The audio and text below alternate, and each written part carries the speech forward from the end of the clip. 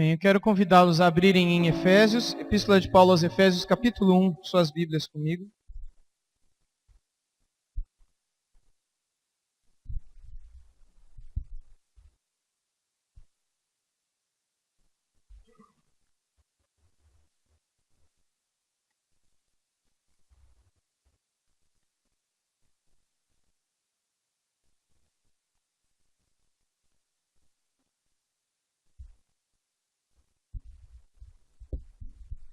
Muito bem. No domingo passado, nós começamos o sermão que eu pregaria do verso 15 ao verso 17. Nós já estamos estudando esse livro há vários domingos, não é? E chegamos ao versículo 15 na semana passada, eu iria até o verso 17, mas eu por fim não saí do 15. E muito conteúdo de fato que o verso 15 nos trouxe. E hoje eu vou completar o sermão que eu comecei na semana passada, esperando em Deus chegar até o verso 17. Pois bem, o texto do 16 ao 17 diz assim, Efésios 1, de 15 a 17, melhor dizendo. Por isso também eu, tendo ouvido falar da fé que há entre vós, no Senhor Jesus, e do vosso amor para com todos os santos, não cesso de dar graças por vós, lembrando-me de vós nas minhas orações. Verso 17, para que o Deus de nosso Senhor Jesus Cristo, o Pai da glória, vos dê o espírito de sabedoria e de revelação no pleno conhecimento dele. No pleno conhecimento dele. Então, no domingo passado, eu falei um pouco sobre o verso 15 e sobre Paulo ser um homem de oração. É isso que nós continuaremos a ver hoje, a vida de oração do apóstolo Paulo. Ele era um homem de muita oração e nessa vida de oração ele não se preocupava só com ele. Na vida de oração do apóstolo Paulo, ele incluía principalmente os outros e a adoração a Deus. Então ele falava mais de Deus do que dele mesmo. Ele falava mais sobre a pessoa de Deus, a natureza de Deus, as qualidades de Deus, a beleza de Deus. E o que é a beleza e qualidade de Deus? É a sua santidade, a sua benignidade, a sua misericórdia, o seu caráter de perdoador, de acolhedor e tudo mais que ele é, sem que a gente mereça e faça nada para ele ser. Ele vem e se derrama sobre nós, com toda a natureza e com tudo que ele é, sem que a gente seja digno disso. Então, na oração do apóstolo Paulo, ele fala muito sobre a pessoa de Deus. Isso é algo que nós também devemos ter em nossas orações. As nossas orações precisam falar mais de Deus, sobre a pessoa, a beleza, a grandeza dele. Outra lição que a gente compartilhou no domingo passado é que Paulo, nas orações dele, lembrava muito dos outros. E essa é outra dificuldade que a gente encontra hoje. As nossas orações, via de regra, estão centradas em nós mesmos. As nossas necessidades, os nossos pecados, quando a gente lembra deles, né?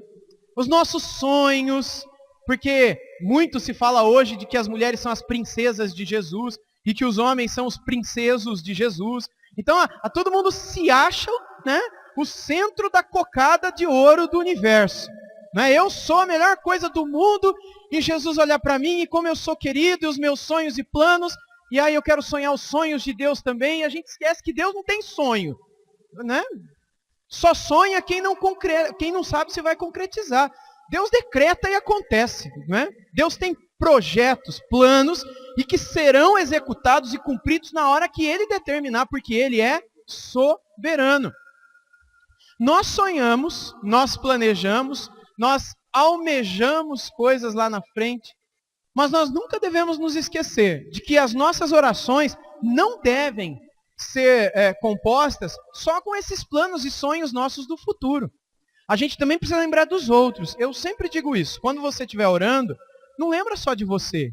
Quando você estiver orando pelos seus desejos, lembra de que tem gente lá na igreja e na tua família que também deseja tanto ter aquilo que você deseja. Peça para Deus dar para ela. E é raro a gente ver pessoas fazerem isso.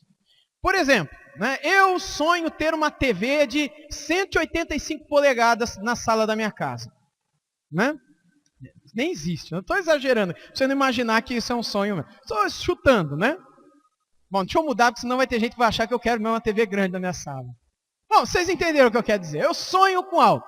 Então, ao invés de eu ficar pedindo para Deus, todo Deus me deu essa TV de 180 e tanto polegada, né?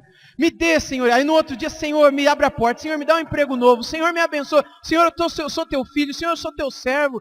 Senhor, e isso. E colocando, que tal eu dizer, Senhor, dê para o Diego uma TV de 185 polegadas. Para ele colocar lá no quarto dele, lá na Baía de Camamu. Lá naquela ilha pescador. Nem sei se pega a televisão lá, mas dá para ele, né? A gente não faz. A gente quer ter um carro. A gente quer fazer uma viagem para Israel. A gente quer, mas a gente não diz, Senhor, abençoa aquela família que também quer, mas não pode. A gente se lembra pouco de pedir as coisas que nós desejamos para nós mesmos pelas outras pessoas. Paulo nos dá um exemplo de que ele pensava nos outros também. A primeira parte das duas orações que a gente encontra em Efésios 1, a primeira parte diz respeito apenas a Deus, que é a que vai do verso 3 ao verso 14. Aquilo que ele começa no verso 15 tem a ver com os efésios, com as pessoas com as quais ele está conversando, para as quais ele está escrevendo. Paulo diz, eu oro sem cessar por vocês. Eu não paro de orar para vocês, de me lembrar de vocês nas minhas orações. De quem a gente lembra nas nossas orações? De quem você lembra em suas orações? Por quem que você orou hoje? Quais foram as pessoas que você lembrou hoje? O Beto e a Duda, no Ministério de Intercessão aqui na igreja, têm nos ajudado mensalmente com um boletim de oração. E ele faz todo um esforço, né? Separa, pega o nome de todo mundo que é membro da igreja, o pessoal que não é membro, mas está aqui com a gente, congrega e joga lá nesse boletim. Não entrou num mês, entra no outro, e ele, enfim, imprime isso e dá na mão de vocês. E o que a gente faz com isso? A gente nem se esforça. Eu não estou generalizando, tá? Eu sei que tem alguns que se esforçam. Mas isso revela o quê, pessoal? Isso é um diagnóstico da nossa alma. Quando a gente deixa de orar pelos outros, isso revela quão doentes espiritualmente nós estamos. Aquele que ora só por si está doente espiritualmente. Aquele que vê só as suas necessidades está doente. E doença espiritual é pecado, que só se cura com arrependimento. É o egoísmo, é o autocentrismo. E você precisa reconhecer que isso é pecado. Você precisa pedir perdão a Deus por isso. E a partir desse momento, então, lutar contra essa tendência natural do ser humano, de pensar só em si, falar só de si, contar só das suas glórias e das suas misérias e desgraças, sempre referindo-se a si mesmos, não somente diante dos homens, mas também diante de Deus, e passarmos a pensar no outro, nos preocuparmos com a necessidade do outro, lembrarmos em nossas orações da dificuldade do outro. E nós temos o boletim para nos ajudar nisso, né? Enfim, no verso 15, então, Paulo diz isso.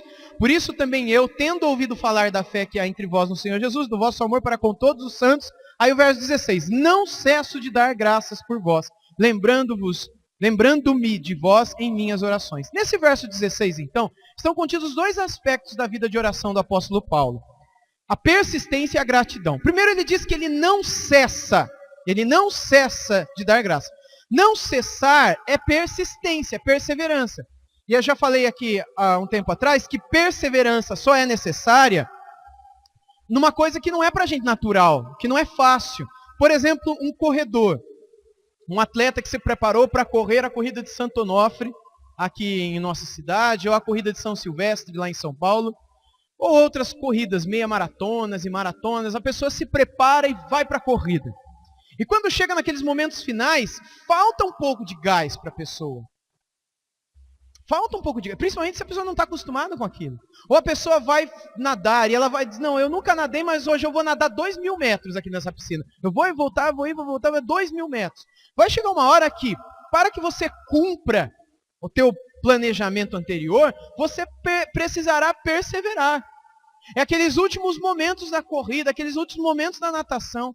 São aqueles momentos finais da prova que você faz lá na escola ou no vestibular e que a sua cabeça já não funciona mais. Você já não lembra mais de onde você vem nem para onde você vai. Você só está cansado. E você não tem mais energia. Perseverança. Perseverança só é necessária para coisas que não são naturais para nós. E que nos cansam. Que são difíceis. Quando nós lemos no livro de Atos e aqui em Efésios que os cristãos perseveravam na oração, ou Paulo diz, eu não cesso de dar graças, persistência por causa de uma perseverança, é por esse motivo. É porque Paulo era um homem consciente de que ele deveria lutar contra a sua tendência natural de se fechar em si mesmos.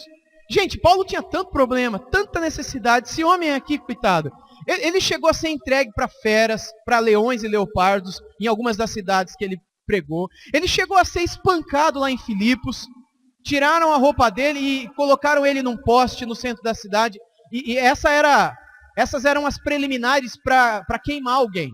Né? Todas as vezes que uma fogueira era acesa, até na Idade Média, para matar alguém, isso acontecia da seguinte maneira. A pessoa era condenada, e então tiravam a roupa da pessoa, amarravam ela num poste. Depois a população trazia feno, madeira, palha, e então acendia uma fogueira. Se a família da pessoa subornasse os soldados, os policiais ali, as pessoas que executariam o incêndio do corpo daquele cara, se eles fossem subornados pelos pais daquela pessoa, eles colocariam um pouco de óleo naquela palha para que o fogo ardesse mais, ou jogaria óleo no próprio corpo da pessoa para que ela queimasse mais rápido e morresse mais rápido. Ou ela juntaria um grande número de pessoas para trazer bastante palha seca para que o fogo queimasse logo e a pessoa morresse logo. Mas se ninguém fizesse isso, o que acontecia era que pouca palha era colocada, pouca madeira, às vezes até madeira verde. E aquele fogo ia ardendo aos poucos, de pouquinho. E queimavam a pele, queimavam os pés, depois com pouco que subia, queimava os cabelos, até que chegasse nos tecidos internos. E matasse a pessoa definitivamente, demorava muito tempo. Não era só queimar a pessoa, existia todo um cenário em torno daquilo. Mas arrastaram Paulo para a prisão de Filipos antes mesmo de que alguém trouxesse palha para queimá-lo. Mas ele aqui em Roma, escrevendo essa carta, depois de várias prisões, ele passou no mínimo por 7 prisões. Como é que estava o corpo desse homem aqui? Eu digo como é que estava. Cheio de cicatriz, cheio de marcas, talvez até hematomas recentes, lembranças terríveis. Ele podia falar dele aqui. Vocês não sabem o quanto que eu estou sofrendo. Por amor de vocês. Mas ele não fala nada dele. O foco não é ele. O foco é o amor dele pelos outros. A gente precisa aprender isso, irmãos. Quem aqui não tem problema e não tem dificuldade? Todos nós os temos. E chegará alguém para nos perguntar dos nossos problemas, uma hora ou outra. Mas o nosso foco é pensar no outro. Enquanto Jó não fez isso, Deus não restaurou a sorte dele, não restaurou a vida e toda a situação dele. Foi a partir do momento que ele começou a se preocupar com alguns amigos e orar pelos amigos que Deus deu para ele tudo aquilo que ele estava pedindo de antemão e que Deus não deu por muito tempo. Foi quando ele passou a orar pelo outro que Deus deu tudo para ele. Você sabe que às vezes, em sua própria vida, você só receberá algo que você deseja muito quando você parar de pedir por você. E começar a pedir essa mesma coisa por outras pessoas, insistentemente, como se fosse por você. A partir do momento que você esquecer de si mesmo, de si mesma, e passar a pensar no outro.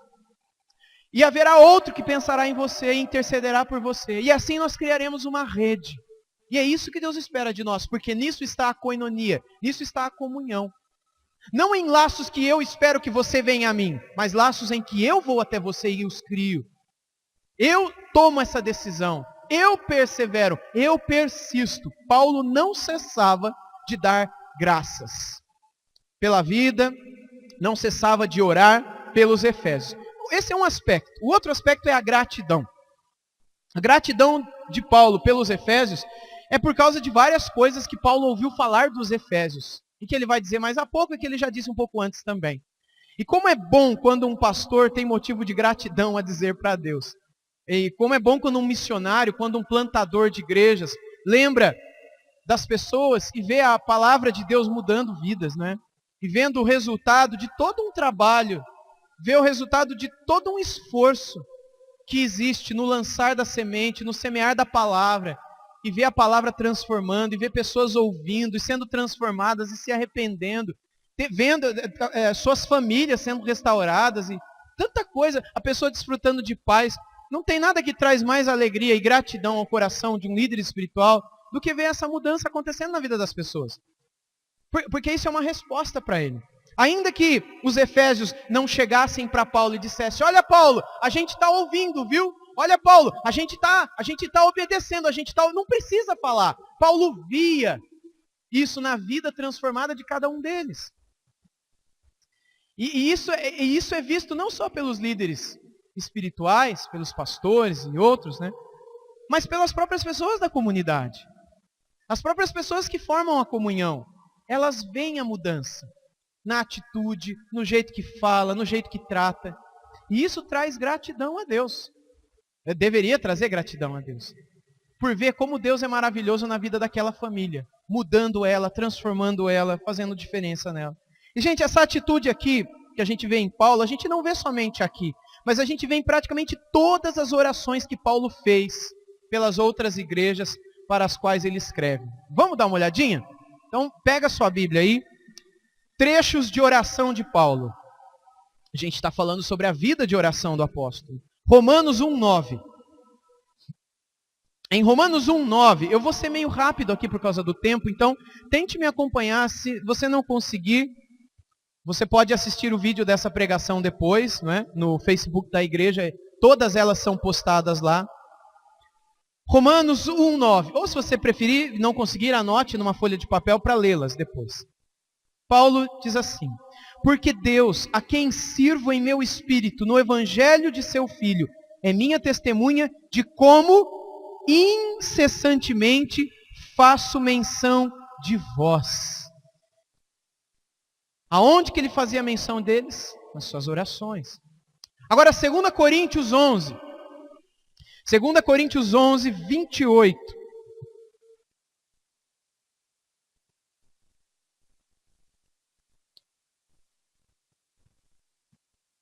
Além das coisas exteriores, há o que pesa sobre mim diariamente, a preocupação com todas as igrejas. A preocupação de Paulo com as igrejas resultava no quê? Na oração de Paulo pelas igrejas, pelas pessoas. Por homens e mulheres, famílias, jovens, idosos, viúvas. Agora Filipenses 1, 3 e 4. Filipenses 1, 3 e 4.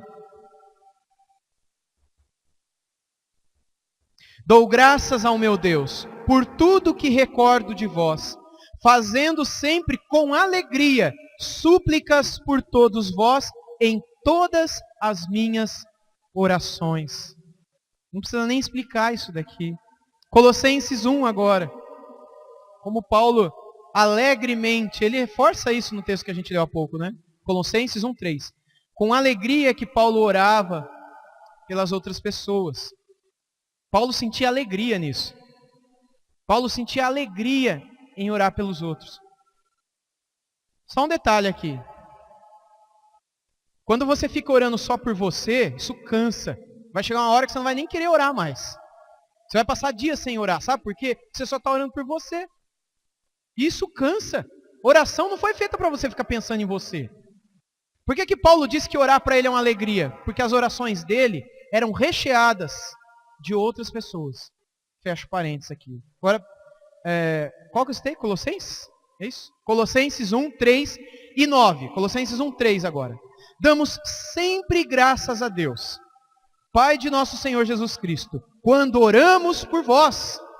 Quando oramos por vós. Agora verso 9 ainda. Ainda em Colossenses 1, verso 9. Por esta razão também nós, desde o dia em que o ouvimos, não cessamos de orar por vós e de pedir para que transbordeis de pleno conhecimento da sua vontade e em toda sabedoria e entendimento espiritual. Vá um pouquinho mais para frente, agora em 1 Tessalonicenses. 1 Tessalonicenses 1, 3.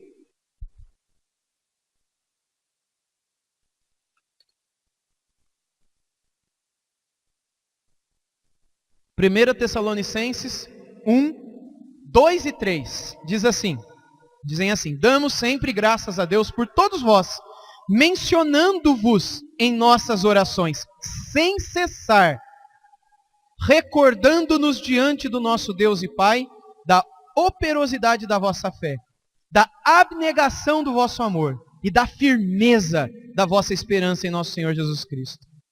Vai um pouquinho mais para frente. 2 Timóteo 1:3. 2 Timóteo 1:3. Diz assim: dou graças a Deus, a quem desde os meus antepassados sirvo com consciência pura, porque sem cessar me lembro de ti nas minhas orações, noite e dia. Paulo está falando isso para Timóteo. Timóteo, eu lembro de você de dia e de noite. Vocês acham que Paulo estava mentindo? Você acha que Paulo era um mentiroso? Se Paulo lembra de todo mundo, e ele fala que todo dia ele ora por tudo, que tempo ele se... Será que é verdade isso, pessoal? O que vocês acham? Eu acredito que é verdade. E ele diz em todas elas, não sei se vocês estão percebendo, que ele faz isso sem cessar. O tempo todo ele está recordando, fazendo lembrança. Isso não significa que ele parava, ia para um quarto, fechava a porta para orar. Mas significa que o tempo todo, viajando, indo daqui para lá, de lá para cá, lembrando e extemporaneamente, como a gente chama, falando para Deus, com os olhos abertos, enquanto dirige, não é? Senhor, abençoa aquela pessoa. Senhor, me lembro do Timóteo. Senhor, eu me lembro do Filemão. Abra em Filemão agora no verso 4, por exemplo. Filemão, um pouquinho mais à frente. No verso 4, Paulo diz: dou graças ao meu Deus, lembrando-me quando? Sempre de ti nas minhas orações. Veja então, Paulo lembra do Filemão, Paulo lembra do Timóteo, Paulo lembra dos Tessalonicenses, Paulo lembra dos Colossenses, Paulo lembra dos Filipenses, Paulo lembra dos Efésios, Paulo lembra dos Coríntios, Paulo lembra dos Romanos, e tantos outros que ele não menciona. E muitas vezes ele diz, quando ele escreve aos Romanos e aos Coríntios, que ele lembra até do nome das pessoas ali da igreja, e os menciona em sua oração. Paulo e a sua vida de oração. Paulo disse para a gente o seguinte: sejam meus imitadores, como eu sou de Cristo. Porque Cristo também tinha uma vida de oração. Cristo também, dia e noite e madrugada, orava. Orava em prol dos outros. Pessoas que viviam em vilarejos próximos de onde ele estava e onde ele passaria, porque ele desejava que aquelas pessoas fossem libertas e perdoadas. E o Senhor orava. Jesus orava por aquelas pessoas. Jesus orou antes de escolher os 12 apóstolos. Jesus orou após a Santa Ceia, pedindo ao Pai que nós continuássemos unidos, porque ele sabia o que seria a igreja. Então ele orou por unidade. Em João 17 a gente lê isso. Ele orou o tempo todo. Na cruz ele orou por quem estava crucificando ele. E os discípulos e apóstolos aprenderam isso. Estevão, quando era apedrejado, orou por quem o apedrejava, por aqueles que o apedrejavam. E Paulo o tempo todo faz a mesma coisa. E Paulo nos diz: sejam meus imitadores, como eu sou de Cristo. Meus irmãos, nós precisamos imitar essa vida de oração. Nós precisamos também buscar essa vida equilibrada de oração. A vida de oração de Paulo era completamente equilibrada. Ele adorava a Deus e ele intercedia pelo povo de Deus. É o que nós vemos em Efésios 1, do início até o final de Efésios 1. Mesmo ele crendo que a igreja pertence a Deus, mesmo ele sabendo que cada uma daquelas igrejas para as quais ele estava escrevendo, estavam debaixo do cuidado de Deus, Paulo sabia, Paulo compreendia que Deus estava cuidando de tudo isso, mas Paulo também compreendia que ele deveria orar. Ele não podia deixar de interceder a favor de cada uma daquelas igrejas e pessoas. Ou seja, isso ensina para a gente que a soberania de Deus não anula a nossa responsabilidade de orar. Se por um lado, tudo está debaixo do controle de Deus, e as nossas vidas também, a vida das pessoas também, mas isso não anula a nossa responsabilidade. Deus nos chama para a oração. As nossas orações, irmãos, de certo modo, estão em pleno equilíbrio com a soberania de Deus. Deus é soberano, e na soberania dele, ele escolheu deixar que os seres humanos fossem cooperadores de seus planos através da oração. Paulo diz em Efésios 1:3 que ele é bendito, o Senhor é bendito, porque ele já nos tem abençoado com toda sorte de bênçãos nas regiões celestiais em Cristo. Ele já tem as bênçãos. Ele já sabe o que vai dar para a gente. Ele já sabe o que vai fazer na nossa vida. Tudo já está na consciência. Ele é eterno. Ele vê o amanhã. Ele nos livra antes do acidente acontecer. Se assim estiver nos planos dele. Deus não é pego de surpresa. Deus é soberano. Deus é eterno. Ele é todo poderoso. Por que a gente precisa orar então se ele nos ama e cuida de nós? Por que a gente precisa dizer o pão nosso de cada dia nos dai hoje? Se ele prometeu no Antigo Testamento que ele nunca ia deixar faltar o pão. Porque ele, em sua soberania, aqui é a resposta, nos dá o presente da cooperação. Ele nos dá o privilégio de cooperarmos com ele, dos seus planos em nossas vidas. Ou seja, a oração, e aqui eu ouso dizer algo que pode até mesmo ser mal compreendido, é uma espécie de chave que abre as portas para as bênçãos, que na eternidade Deus já havia determinado nos dar. Veja o que o irmão do Senhor Jesus disse para nós na epístola que ele escreveu. Abra lá em Tiago, capítulo 4. Tiago, capítulo 4, versículo 2.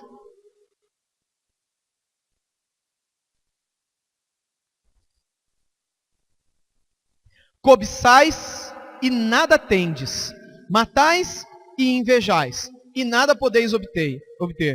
Viveis a lutar e a fazer guerras, nada tendes, porque não pedis.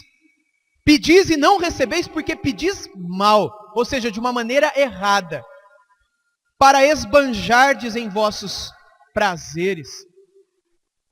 Por isso que eu repito, a oração é uma espécie de chave que abre as portas para que Deus derrame as bênçãos, que na eternidade Ele já havia determinado que nos daria. É diferente de dizer que a nossa oração move a mão daquele que move o mundo. É diferente de dizer que a nossa oração, ela move a mão de Deus. Nossa oração não move nada. É Deus quem manda, é Deus quem sabe. Eu posso orar muito por uma coisa, se não tiver no plano de Deus, Ele não vai me dar. Porque eu não mudo a Deus, eu não posso mudar a Deus. Jamais eu mudarei a Deus. Mas se aquilo que eu estou pedindo estiver em pleno acordo com aquilo que Ele tem para me dar, é diante dessa oração que Ele vai abrir a porta e vai me abençoar, e vai me dar, e vai me fazer viver isso, essa bênção. Meus irmãos, sem dúvida, a oração intercessora, que é orar pelo outro, né? Interceder por outro, permanecerá um mistério para o povo de Deus. Por causa disso, Deus já sabe, Deus tudo pode, por que eu tenho que orar? É um mistério. Mas é exatamente assim que é. Nós sabemos que Deus já determinou todas as bênçãos que receberemos. Efésios 1, 3 e 4. Por outro lado, também sabemos que devemos pedir, bater, buscar, segundo o que está em Mateus 7, versos 7 e 8. Pedi, pedi e dar-se-vos-á. Buscai, buscai e achareis. Batei, batei e bater aonde? Na porta de quem? Do Pai. É por isso que eu uso essa ilustração da chave. É por isso que nós devemos buscar, pedir. E como diz o autor de Hebreus, insistir com ousadia, porque Cristo nos deu acesso ao trono da graça e da misericórdia. Então nós vamos até lá, através da oração, da vida de oração. E aí Deus então, se estiver em seus planos e propósitos, Ele vai derramar graça e misericórdia e vai nos atender. Mas se não estiver nos planos de Deus, ainda assim Ele não nos deixará sem resposta. Porque de Deus receberemos algo. E o algo que recebemos de Deus sempre será melhor do que nós imaginávamos que seria o melhor. Então, quando eu oro pela vida de uma pessoa, eu só posso esperar o melhor. Isso não significa que a pessoa vai receber o que eu estou pedindo para Deus. Mas se eu peço por uma pessoa, se você pede por uma pessoa, você já pode ser grato, porque de Deus a gente só pode esperar o melhor. E o melhor de Deus nem sempre é o nosso melhor, não é verdade? Nem sempre aquele que a gente imagina que é o melhor de verdade. Mas se eu fui até Ele, Ele vai me responder com o melhor segundo a sua grande e soberana vontade. Então Paulo, com perseverança e gratidão, nunca deixou de lembrar de cada um deles em suas orações. E aí entra o verso 17. Em Efésios 1. Efésios 1, 17 diz: para que o Deus de nosso Senhor Jesus Cristo, o Pai da glória, vos dê o espírito de sabedoria e de revelação no pleno conhecimento dele. A primeira coisa que nos salta aos olhos aqui, gente, é a afirmação trinitária do apóstolo Paulo. Ele fala do Pai, do Filho e do Espírito Santo nessa oração aqui. Os três são mencionados como objeto das orações de Paulo aos Efésios. O Filho é o nosso Senhor. e mediador, não é? É o Filho que nos leva para o Pai. O Pai é aquele que recebe a nós e as nossas orações. Jesus é o caminho para a gente ir até o Pai. O Pai recebe, acolhe e responde. E o Espírito? O Espírito é o agente da doação. Porque é por meio do Espírito que o Pai nos dá as coisas. O Espírito é o que habita em sua igreja. O Espírito é o que traz as coisas e nos dá e nos oferece e nos abençoa. Leia mais uma vez o 17 comigo. Para que o Deus de nosso Senhor Jesus Cristo, o Pai da glória, vos dê o espírito de sabedoria e de revelação no pleno conhecimento dele. Aqui o Espírito Santo é aquele que dá a sabedoria e que dá a revelação sobre o nosso Senhor Jesus Cristo. E cuidado para não viajar na maionese, porque esse espírito de revelação aqui não é, eu vou adivinhar o seu futuro, não passe pela ponte da rua tal, na madrugada do dia tal, porque o Espírito do Senhor me revelou que vai acontecer um pequeno terremoto por causa da latitude e da longitude do grau tal. Esqueça essa coisa. E eu sei que muita gente perverte esse texto com esse tipo de loucura. A revelação é do conhecimento de Jesus. É tão simples. Mas as pessoas complicam tanto. O verso diz que é um espírito de sabedoria e de revelação que leva ao pleno conhecimento dele. Dele quem? Do Senhor Jesus Cristo. Bem, não é só isso que o Espírito faz por nós. A Bíblia fala que, com essas mesmas palavrinhas, com esse mesmo jogo de palavra, que o Espírito traz muitas coisas para nós. Ele não só nos dá sabedoria e não só nos revela plenamente quem é Jesus, espírito de sabedoria e de revelação no pleno conhecimento de Jesus, mas o Espírito também nos dá muitas outras coisas, vindas do Pai. Vamos pegar a Bíblia mais uma vez e ir lá para Romanos agora. Romanos 8,15. Eu vou ler 4 textos, tá bom? Primeiro é Romanos 8,15. Que fala do espírito de adoção. Ou seja, do espírito que nos traz adoção. Romanos 8,15 diz: porque não recebestes o espírito de escravidão, para outra vez estardes com temor, mas recebestes o espírito de adoção, pelo qual clamamos, Abba Pai. O que espírito de adoção é esse, se não for o Espírito Santo? A gente não recebe o Espírito Santo e mais outros 4, 5, 6 espíritos diferentes, fazendo do nosso ser casa de espíritos. Não é isso que a Bíblia diz. A Bíblia, muitas vezes, principalmente em Apocalipse, dá vários nomes para a pessoa bendita do Espírito Santo. Esse daqui é um deles, o Espírito de adoção. Porque é o Espírito que nos traz esse dom de sermos adotados e podermos chamar Deus de Pai, de Abba, palavrinha aramaica que significa papai, não é? Outro texto agora é 1 Coríntios 4. Vai um pouquinho mais para frente. 1 Coríntios 4, verso 21. Outra coisa que o Espírito nos traz. Em 1 Coríntios 4, 21 diz: que quereis? Ireis a vós com vara ou com amor e espírito de mansidão? E eu digo para vocês com toda a certeza do mundo, se o Espírito Santo não trouxesse mansidão para Paulo, ele jamais teria mansidão. Assim como para você e para mim também. Nós não somos naturalmente mansos. Nenhum de nós. Tem uns que parecem, não é tão mansinho. Aí você pergunta para o pai, para a mãe, para a esposa, para o marido, vai falar, você não conhece. Nenhum de nós é manso até que o Espírito de Deus nos amanse, nos domine e nos dê transformação. Espírito de mansidão. Outro texto é 1 João 4, 6. 1 João 4, 6. Em 1 João 4, 6 está assim: nós somos de Deus. Quem conhece a Deus nos ouve. Quem não é de Deus não nos ouve. Assim é que conhecemos o espírito da verdade e o espírito do erro. O que significa o espírito da verdade nesse texto? É o Espírito Santo que nos traz a luz, a sabedoria para que conheçamos a verdade, que nos liberta. E possamos sair fora daquele espírito do erro, que muitas vezes é associado com a pessoa de Satanás ou de Lúcifer, que encaminha muitas pessoas para uma vida errada. Mas o Espírito do Senhor é o Espírito da verdade. Ou seja, que nos doa a verdade, que nos abençoa com a verdade, que abre os nossos olhos e muda a nossa história para sempre. E aí em Efésios 1,17, que é o texto que estamos estudando, ele nos fala, não é? Mais uma vez eu lerei Efésios 1,17. Para que o Deus de nosso Senhor Jesus Cristo, Pai da Glória, vos dê o espírito de sabedoria e também o espírito de revelação, não é? E de revelação no pleno conhecimento dele. Gente, esse espírito é dado pelo Pai da Glória. É o Pai da Glória que dá esse espírito para quem ele quer. Você não compra esse espírito. Você não paga para ter sabedoria ou ter conhecimento de Jesus Cristo perfeito. E esse espírito não é apenas para uns poucos, mas é para todos que creem nele. Em Efésios 4,13, abra aí mesmo em Efésios 4,13, está assim. Efésios 4, verso 13. Até que todos cheguemos à unidade da fé e do pleno conhecimento do Filho de Deus, ao estado de varão, de homem feito, à medida da estatura da plenitude de Cristo. Veja o comecinho, até que todos cheguemos à unidade da fé e do pleno conhecimento do Filho de Deus. Como é que nós chegamos ao pleno conhecimento do Filho de Deus?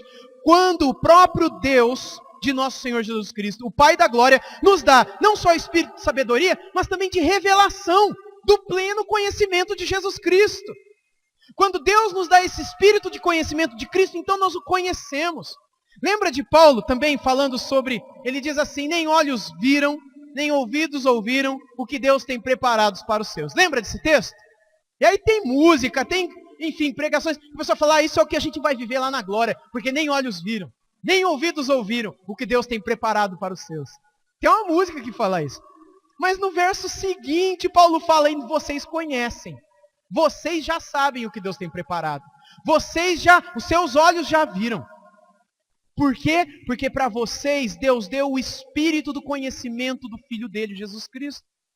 Quando nós conhecemos a Jesus Cristo, nós conhecemos o céu, meus irmãos. Porque o céu é céu por causa de Jesus. Jesus é o Criador das coisas no céu e na terra. O Verbo de Deus, sem o qual nada teria sido feito, disse João em capítulo 1 do seu Evangelho. Coisas visíveis e invisíveis. Sem ele, o Verbo de Deus, nada teria sido feito. E João, ali inspirado por Deus, diz que esse Verbo que criou todas as coisas se fez carne e habitou entre nós. Jesus está no céu. Jesus é o Criador de tudo, inclusive daquele lugar onde nós almejamos um dia morar.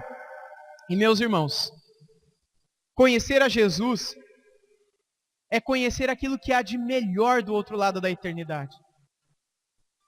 Aqui o Espírito Santo é quem nos dará sabedoria e revelação de nosso Senhor Jesus Cristo. Não fica muito atrás de revelação sobre o futuro, não.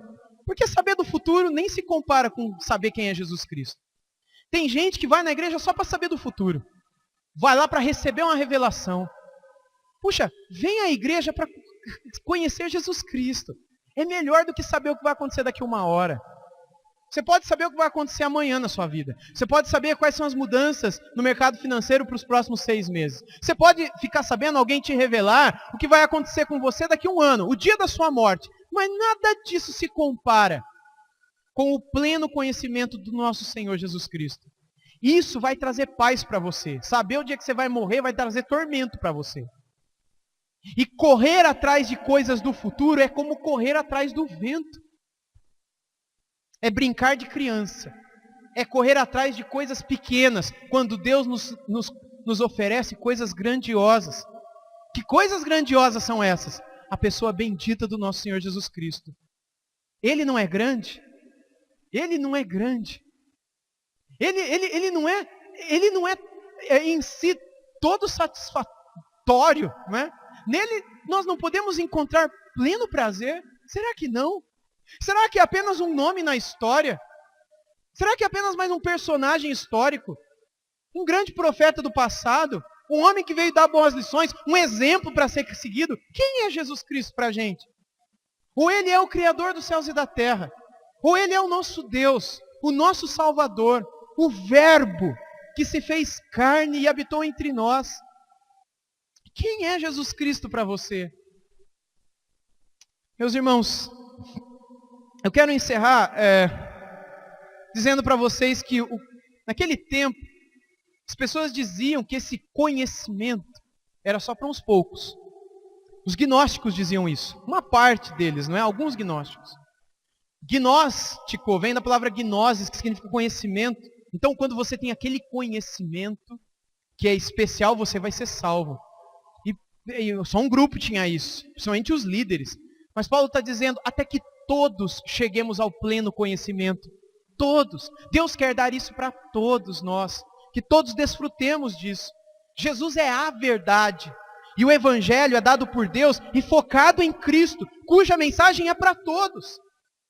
E quando todos chegarem ao conhecimento de Jesus Cristo e da verdade, todos serão libertos. E quando todos forem libertos, todos terão paz. E quando todos terão paz, eles não vão querer mais saber do que é essa vida de pecado. O conhecimento de Jesus Cristo é fruto da obra do Espírito Santo na nossa vida.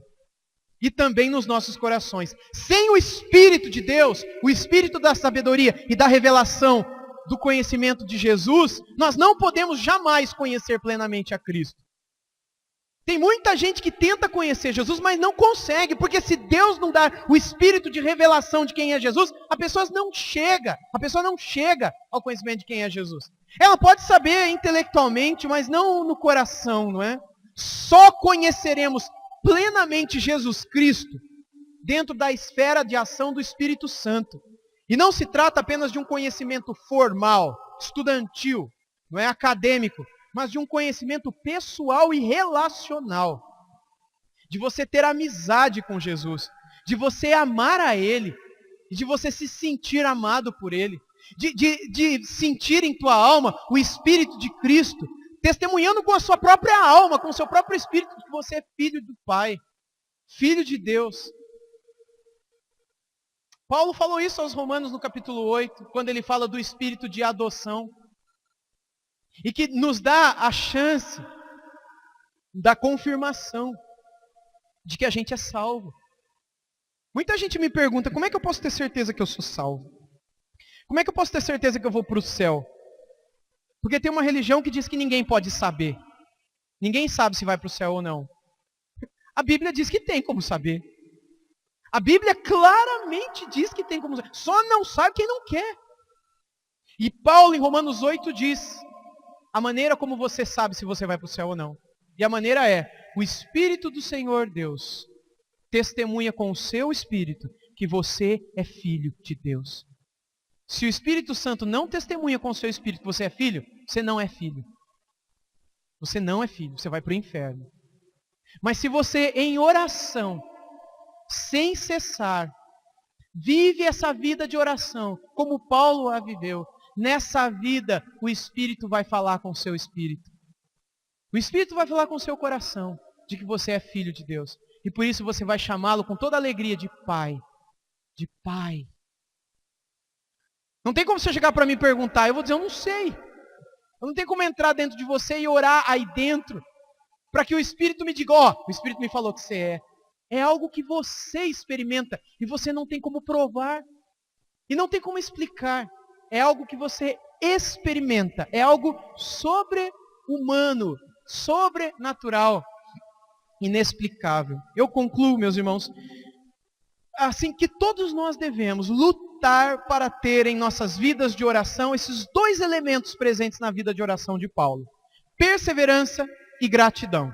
Isso nos livrará de muitas coisas ruins. Se nós perseverarmos na gratidão, coisas que acontecem com a gente e com os outros, e se a gente perseverar também de orar pela vida dos outros, isso vai livrar a gente de um monte de coisas ruins. Coisas ruins que vêm porque a gente só ora pela gente, quando ora. E isso cansa. Isso faz com que a gente seja negligente na nossa própria vida de oração. Que nunca nos esqueçamos dos outros em nossas orações. Que nunca nos esqueçamos. E que a gente possa clamar a Deus por esse espírito de conhecimento e de sabedoria. Que a gente possa clamar a Deus, porque, gente, ser esperto é diferente de ser sábio. Ser esperto, todo mundo tem como ser, como saber. Aliás, o mundo é dos espertos, não é assim que se fala? O inferno também é. Essa frase foi omitida nos melhores manuscritos antigos, né? Lá nos melhores manuscritos diz que o mundo é dos espertos, e tem uma parte que foi arrancada que diz que o inferno também é. Né? Então, a esperteza é diferente da sabedoria. A esperteza vem da vida, vem da malandragem, vem do mundo, vem da gente viver e sacar as coisas, saber voltas que a gente pode dar para chegar onde a gente quer chegar. Esperteza a gente aprende vivendo. Sabedoria a gente aprende orando. Sabedoria vem de Deus. O temor do Senhor é o princípio da sabedoria. Que a gente possa clamar a Deus por essa sabedoria e por esse pleno conhecimento da pessoa maravilhosa de Jesus. Porque isso vai trazer a gente para mais perto de Cristo e isso fará com que o nosso relacionamento com Ele seja muito melhor. Seja de fato de pleno amor, de plena comunhão, de plena amizade e satisfação com a pessoa bendita do nosso Senhor Jesus Cristo. Vamos orar. Senhor, obrigado porque na vida de oração do apóstolo nós aprendemos o que precisamos mudar na nossa própria vida também. Ajuda-nos, ó Deus. Nós precisamos de Ti, da força do Teu Espírito em nós, até mesmo nos ajudando a orar e orando quando nós orarmos errado, como diz Paulo também em suas palavras, em suas epístolas inspiradas pelo Senhor. Que quando não soubermos como orar, que o Espírito possa interceder em nós, até mesmo com gemidos inexprimíveis. E que o próprio Senhor Jesus possa, sem cessar, interceder por nossas vidas. A palavra diz que o Senhor está à destra do Pai, intercedendo pelo seu povo. Obrigado porque o Senhor tem intercedido pela minha vida, mesmo eu não merecendo. E obrigado porque o Senhor também intercede pela vida dos seus que estão aqui, mesmo nenhum de nós merecendo isso. Assim, nos ajude também a não sermos egoístas em nossas orações e nem mesmo negligentes, mas que sejamos perseverantes e gratos e que nos lembremos diariamente daqueles, ó Deus, que também sofrem, lutam, passam por aflições, e que nos lembremos diariamente de agradecer, ó Deus, pelas bênçãos que o Senhor tem dado para a vida de irmãos e irmãs nossos na fé. Nos ajude nisso, para o nosso bem e para a Tua glória. Obrigado, Senhor, pelo sangue do Teu Filho Jesus Cristo, que foi derramado naquela cruz e que nos purifica, que nos salva, que nos traz perdão, renovação, reconciliação.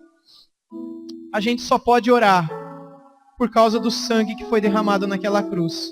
Através do sangue nós nos reconciliamos. Através do sacrifício do Cordeiro de Deus, hoje nós temos comunhão com o Pai. E podemos orar, podemos falar. Nós te louvamos por isso, Senhor. Em nome de Jesus. Amém.